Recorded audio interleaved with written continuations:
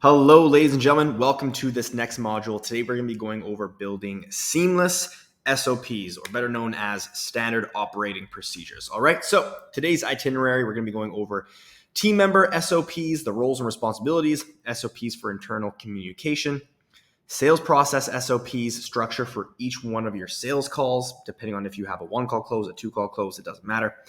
Onboarding SOPs, so team member coordination and step-by-step processes, and then anything else that requires you to simply lay out a procedure for executing a very specific system. All right. So this will vary amongst, of course, all your agencies because most of you will have different agencies. So you'll have different SOPs. All right. And of course, laying out the purpose of SOPs. So let's talk about some team member SOPs that you need to start considering for your agency, okay? So first things first is obviously job roles. I do know that we did touch on this in the previous module, but again, just going deeper into obviously the job role side. So with your job roles, you want to be very, very specific in terms of the daily responsibilities, all right? So be very specific. Go into the role overall impact. Okay. So above and beyond just like their daily responsibilities, you want to also make sure that you are, laying out what the impact of their role is. You would be very surprised how many people, and especially when you're working in the agency space, you're going to be hiring contractors, right? Those contractors might not know the true overall and overarching impact of that role. So make it very, very clear to them. A good example of this is like just recently we just brought on a new virtual assistant, and we've been revamping some of our SOPs specifically within the job role section. And, what was really cool is when I laid out that actual job impact for that virtual assistant, like just seeing his face like light up and get excited about like how his role actually does make a difference and it means something. It was really, really cool. It was really cool to see just like when we were on that one-on-one Zoom call. So just make sure that you're laying out the actual impact of that role, right? So again, be clear about how the role impacts that business. Health standards to maintain performance and grow within the company. Okay. This is a super underrated component as I've listed here. You want to make them well aware that like, if they do their job and they're performing, that there is room for growth in the company. They can actually grow. They can climb that, corporate ladder. I don't like saying that, but they can actually grow within the company, all right? They can be paid more. So make it very, very clear to them. You want to have SOPs around communication, okay? So internal communication and external. So the best way to do this is, just being able to create like a simple flow chart. Like this is typically how we do it at our agency, is just showcasing like how internal communication should typically flow. We don't keep it too structured in a sense where people feel like uncomfortable, for a media buyer to come approach me with questions, or, a ad creator to, an ad editor to come approach me. Like it's not weird or anything, but we just make sure that there is a nice flow of communication so that people know who their managers are. They know who they can directly seek for direct support on a one-on-one basis and things like that. Okay. So the best way to do this, I've personally found, instead of writing it out, just create a simple flow chart. You can use something like Miro, or, I know there's a few other flowchart, softwares out there as well too, like Lucid Chart, things like that. So check it out. Next thing, external communication. Okay. So obviously showcase how you're communicating with the clients and how that should go. Okay. So again, build out a flowchart. Nothing should fall through the cracks in the sense where, if you have clients that are coming to your media buyers and they're personally DMing them in Slack, and then they're also personally DMing you and all these different things, like it's really important to lay out external communication SOPs. And these are actually things that you should be sharing with your clients in your sales process, because again, it's kind of like one of those culture questions where you're going to be asking those prospects, like, how do you deal with communication? Are you someone that, micromanages? Are you someone that is like super laid back, things like that? And then once you have that input from them, you can be able to go over how you like to do things at your agency. Okay. So make sure you do have those external communication factors as well too. And, make those for not only your clients, but make them for your team members as well, right? Because sometimes you might have team members that are really good at what they do, but there's just big language barriers, right? So they kind of sit more so behind the scenes. They deliver the service in an A1 service way, but when it comes to dealing with client communication, they might be better, on the sidelines. So again, make sure that they know what those expectations are and what those standard operating procedures look like, right?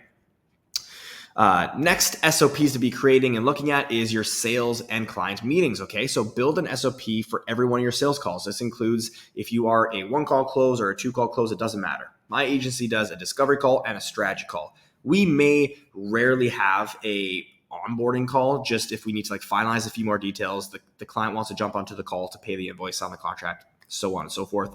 But make sure you have those SOPs, okay? Because eventually the goal is like one day you're not going to be doing sales, right? Right now, a lot of you agency owners, you're handling all the sales and you have all these SOPs, but one day when you scale your agency and you want to maybe take a little bit of a step back, have it run itself, and then focus on other projects, having these SOPs in place are going to be really good for you to just share with that new person who's going to be replacing you for those sales calls. Okay, so make sure you have those SOPs in place. And build an SOP that lays out the structure of your client check-in meetings. Okay, this is one I can't stress the importance. Sometimes these client check-in meetings, like, they're meant to be purposeful. They're meant to be intentional. Okay, they don't need to be 1 hour calls all the time. Sometimes they're quick, they're to the point. So if you have your SOPs written out for those meetings, you can make sure that they stay efficient and they stay effective, right? I can't tell you how annoying it is that, sometimes you jump onto these calls and they just they seem to drag on, right? Like, you're talking about like unnecessary things. They start asking like all these questions of things that they should already know. Just make sure that you build an SOP around this, okay?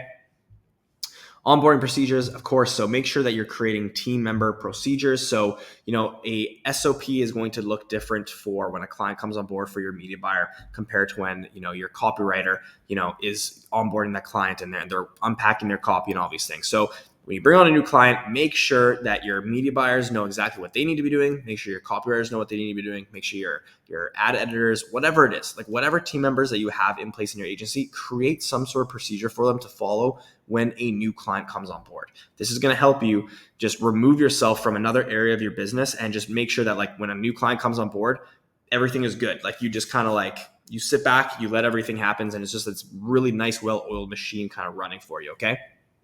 So let's talk about the structure of your SOPs, all right? Because I know some of you you're questioning, okay, like, great, I have all these SOPs that I need to make. How does it actually look? Okay, so the way that you should structure them out is very, very simple. So the core purpose of the SOP, so state that purpose of the standard operating procedure.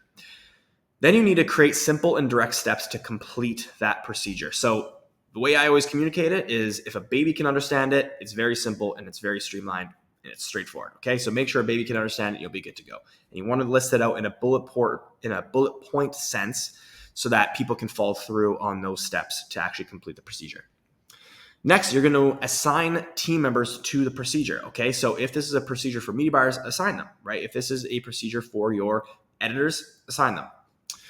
In some cases, you may even add approximate timelines for procedures to be completed. Okay, so again, sometimes if this is an onboarding procedure, I know that we typically have timelines on this. Our goal is when we onboard a client to get their first set of ads up and running, it takes about 7 to 10 days. So we do have timelines associated. And then state clearly stated goals, which is the result of this procedure. Okay, this is a really good indicator for obviously the person who's going to be laying out and taking action on this SOP, but it also is really good for you, because then you can, communicate with your team and say, hey, listen, like, this is the goal of this SOP. Is it actually working? So it's also a really good way for you to kind of reflect on that SOP that you've created. All right. So action steps for today. I want you guys to just start building out these SOPs. All right. Some of you are going to have different SOPs. You might even have a little bit less than what I've stated. You might have a little bit more, but just start considering these SOPs for yourself.